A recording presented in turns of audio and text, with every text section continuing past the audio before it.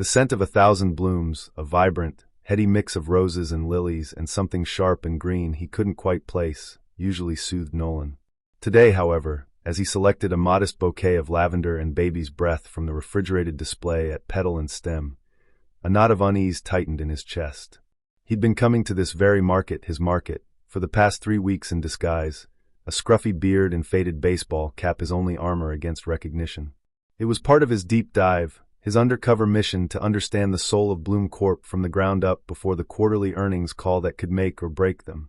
He paid Cassidy, the young woman with vibrant purple streaks in her hair and a kind smile, a $20 bill, declining the offer of a bag. He wanted to feel the cool, damp stems against his fingers. As he turned to leave, a snippet of conversation drifted from behind the overflowing buckets of sunflowers. 2 voices, female, familiar in a way that pricked at the edges of his memory. "Remember that Valentine's Day disaster?" One said, a light, almost musical tone. The other chuckled, a lower, earthier sound. "Disaster is putting it mildly, Bethany. Half the roses were wilted, the delivery truck broke down, and Mr." There was a slight pause, a hesitation that made Nolan's breath catch in his throat. "Calloway just vanished. Left poor Mrs. Albright practically in tears trying to handle the chaos." Nolan froze, the lavender suddenly heavy in his hand. Mrs. Albright. The name resonated deep within him, a forgotten chord struck in the labyrinth of his mind. A flash, fleeting and sharp, like a shard of broken glass. The frantic energy of the shop, the overwhelming scent of dying roses, the sheer panic in Mrs. Albright's eyes. He'd been there. He had been there. A summer job, a lifetime ago, a clumsy teenager trying to earn some extra cash. And he'd panicked. The pressure, the unexpected crisis, the weight of responsibility had been too much. He'd walked out, just walked away. His heart hammered against his ribs. Bethany and the other one, the one who'd said his name with that strange inflection, were still talking. He strained to hear over the gentle hum of the refrigerators. "I always felt so bad for her," Bethany continued, her voice softening. "She never really recovered after that. Said it felt like a sign, like the universe was telling her it was time to retire." "Yeah," the other voice, its owner still hidden behind the sunflowers, replied. "And he never even apologized. Just disappeared. Some people." There was a sigh, a sound that carried the weight of unspoken judgment. Nolan's blood ran cold. They were talking about him. About him. The ghost of that long-ago shame, a cold tendril, wrapped around his heart. He'd buried that memory so deep, convinced it was insignificant, a youthful indiscretion. But for Mrs. Albright, for these 2 women who still remembered, it had clearly been anything but. He took a hesitant step back, wanting to disappear into the anonymity of the potted ferns. But a strange compulsion, a need to understand the lingering impact of his teenage cowardice, rooted him to the spot. "You knew Mrs. Albright well?" Bethany asked. "We all did," the other voice said. "She practically raised us in this shop. Taught us everything. I still remember her showing me how to make a proper boutonniere. Her hands, they were so gentle, even when she was snipping thorny stems. Gentle hands. Nolan remembered them too. The way they'd trembled slightly as she'd tried to manage the deluge of Valentine's Day orders. The way she'd smiled, a weary but kind smile, when he'd inevitably messed something up. He had to know who this other woman was. The familiarity in her voice tugged at something deep within him, a half-formed memory struggling to surface. He edged around the sunflowers, his gaze locking onto the speaker. Her name tag read Olivia.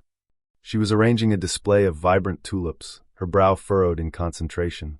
Her dark hair was pulled back in a simple ponytail, revealing a delicate curve to her neck. And then he saw it, a small, almost imperceptible scar just below her left ear. The breath hitched in Nolan's throat. Olivia. The girl with the scraped knee who'd always trailed after Mrs. Albright, her bright, inquisitive eyes soaking in everything. He'd almost forgotten her. But the scar was unmistakable. He'd seen her fall once, right outside the shop, scraping her knee and her ear. Mrs. Albright had rushed out, her gentle hands dabbing at the wound with antiseptic. He'd stood there, awkward and silent, a teenage boy unsure of what to do. A wave of dizziness washed over him, the present blurring with the past. This wasn't just a random encounter. This was a connection, a thread stretching across years, woven from a shared memory of his own failure. Olivia looked up, her eyes, a startling shade of green, meeting his. There was a flicker of something in her gaze, a recognition that sent a jolt through him. Not recognition of the bearded CEO, but something deeper, something that unsettled him. "Can I help you, sir?" she asked, her voice polite but cool. Nolan swallowed, the carefully constructed persona of the anonymous shopper crumbling around him. He wanted to apologize, to explain the immature panic of his younger self. But the words caught in his throat. How could he explain the shame that had festered for so long, the guilt he'd never acknowledged? "Just admiring the flowers," he managed, his voice rough. Bethany joined Olivia, her eyes curious. "Everything all right?" The air crackled with unspoken tension. Nolan could feel their combined gaze on him, a silent accusation. He clutched the lavender tighter, its fragrance suddenly cloying. "They're beautiful," he said, the words feeling inadequate, hollow. He wanted to tell them who he was, to own his past. But the fear of their judgment, the potential fallout for the company he now led, held him captive. He made a hasty retreat, mumbling a goodbye and escaping into the bustling street. The noise of the city was a jarring contrast to the quiet intimacy of the flower shop, but it offered a semblance of anonymity. Yet the faces of Olivia and Bethany, the echo of their words, remained etched in his mind. Over the next few days, the memory of that Valentine's Day, once a buried embarrassment, resurfaced with relentless clarity. He remembered Mrs. Albright's kindness, her unwavering belief in him despite his teenage clumsiness. He remembered Olivia, a bright, observant child, always eager to learn. And he remembered his own selfish flight, the way he'd prioritized his own discomfort over their distress. The upcoming earnings call loomed, but Nolan found his focus shifting. The numbers, the projections, the strategies, they all seemed secondary to the weight of his past actions. He couldn't shake the image of Olivia's cool gaze, the unspoken disappointment in Bethany's voice. He started digging through old company files, searching for any mention of Mrs. Albright. He found a retirement notice, a brief, impersonal document. There was no mention of the Valentine's Day debacle, no acknowledgement of the extraordinary pressure she'd been under. It was as if the entire incident had been swept under the rug. Driven by a growing sense of responsibility, Nolan decided to revisit petal and stem. This time, he went as himself, the beard gone, the baseball cap replaced with his usual tailored suit. He felt a nervous flutter in his stomach as he walked through the familiar doors. Olivia was there, arranging a display of sunflowers, their bright yellow faces turned towards the light.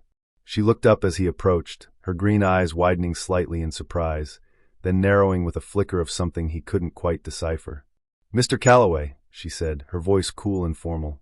"Olivia," he replied, the sound of her name on his lips feeling strange after all these years. I wanted to talk to you." Bethany emerged from the back room, her expression guarded. "Is everything all right, Mr. Calloway?" Nolan took a deep breath. "Not entirely. I overheard your conversation the other day, about Valentine's Day, about Mrs. Albright." A tense silence filled the shop, broken only by the gentle whir of the refrigerators. Olivia's gaze remained steady, unwavering. "It was a long time ago," Bethany said finally, her tone cautious. "For you perhaps," Nolan said, his voice low. "But for Mrs. Albright, and for me, it seems the memory lingered." He looked directly at Olivia. "I was the summer help, the one who left." A flicker of understanding crossed Olivia's face, followed by a hint of something else. Sadness? Resentment? It was hard to tell. "You just disappeared," she said, her voice quiet. "Mrs. Albright was so upset. She worked so hard." "I know," Nolan said, the shame washing over him again. "I was young and I panicked. It was a terrible thing to do. I never apologized. I never even knew how much it affected her." He paused, gathering his courage. "I came here today to apologize. To both of you. And to honor Mrs. Albright's memory." He explained his undercover work, his desire to reconnect with the roots of his company. He spoke of his regret, the years he'd spent trying to forget that day, only to realize its lasting impact. Olivia and Bethany listened in silence, their expressions unreadable. When he finished, the silence stretched, thick with unspoken emotions. Finally, Olivia spoke. "Mrs. Albright always said that everyone deserves a second chance.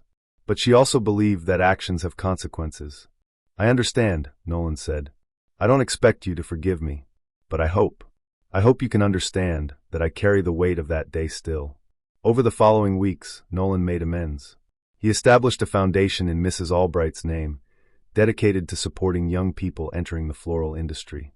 He met with Olivia and Bethany regularly, listening to their memories of Mrs. Albright, learning about the woman he'd failed so long ago.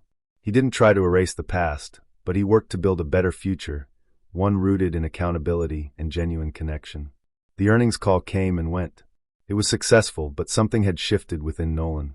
The bottom line was no longer his sole focus. He'd glimpsed the human cost of his past actions, the invisible threads of shared experience that bound people together, shaping their present and their future. He'd learned that true leadership wasn't just about profit margins. It was about responsibility, empathy, and acknowledging the profound impact even seemingly small actions could have on others.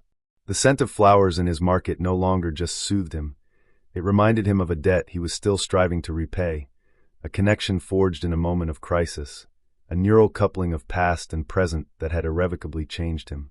If you found this story moving and felt the resonance of shared human experience, please consider subscribing and liking this video. Your connection means a lot.